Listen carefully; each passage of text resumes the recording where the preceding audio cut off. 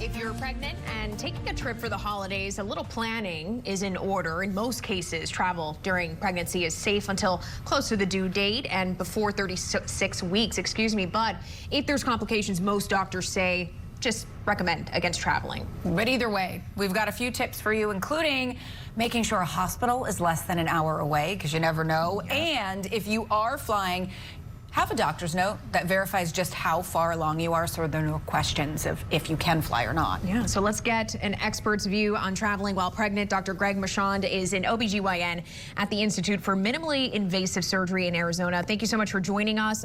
What are the do's and don'ts of traveling while pregnant? I mean, we just mentioned a few. We're going to put a few more on the screen, but if you could walk us through this, that would be great. Well, thanks for having me. You know, you're exactly right. Traveling is very something you want to pay a lot of attention to when you're pregnant, especially in the third trimester. So first of all, you want to be careful to really avoid any overly rural or remote areas where you're going to be more than an hour away from a regular hospital, especially in the third trimester. So you want to stay away from anything like remote campgrounds or cruise ships, you know, places in the third trimester where there would really be a long delay before you could get to a hospital. Now, as you said, if you're going to be flying, you can fly up to 36 weeks, and it's probably a good idea to bring a note from your OBGYN that says how far along you are, just in case the gate agent or any airline employees have questions. Now, regardless of how far along you are in pregnancy or how you're traveling, it's really important that you keep those legs moving. So at least every 2 hours, you've got to get up, you know, walk along the airline aisle, you know, stretch those legs and make sure you're not going to be at risk for a blood clot. That's going to be very important throughout pregnancy. And, you know, the holiday travel period. Oh, go ahead.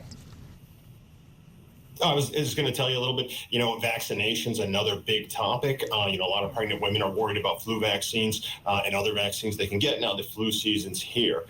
So to discuss that a little bit, the vaccination with the flu vaccine is going to be strongly recommended for almost all pregnant women.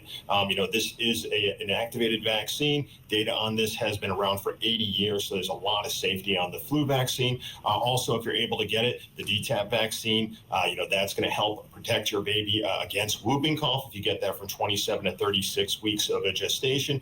So that's one that's also highly recommended.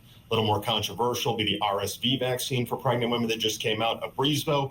That's indicated for 32 to 36 weeks of pregnancy, but it does have some relation to preterm labor, so we want to be careful. We definitely do want to get that, though, to any mother who's delivering a baby who could be high risk for RSV, you know, if there's any suspicion of birth defects or autoimmune disorders. And I know that window of time where a pregnant mother who wants to get that RSV shot, it's pretty tight there, so definitely something to talk to the doctor individually about.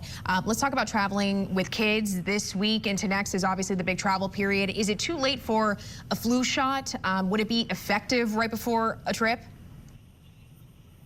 Yeah, there will be some level of efficacy as long as you get it prior to your trip. Obviously, already being December, the majority of flu season's over, so it would have been better to get it prior to now. But I would still go ahead and get that flu vaccine, especially if you're traveling with children, and, you know, get it as soon as possible before your planned trip. All right. And what about supplements or special foods for kids before a long drive or flight? And I'll even throw in adults as well. I mean, are there other things that we could be exploring and taking to help arm ourselves for a healthier, you know, trip?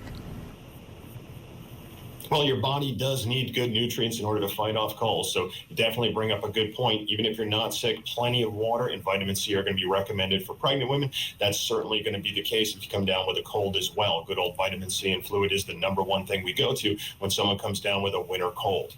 So nutrition is certainly going to be important, and don't forget your prenatal vitamin.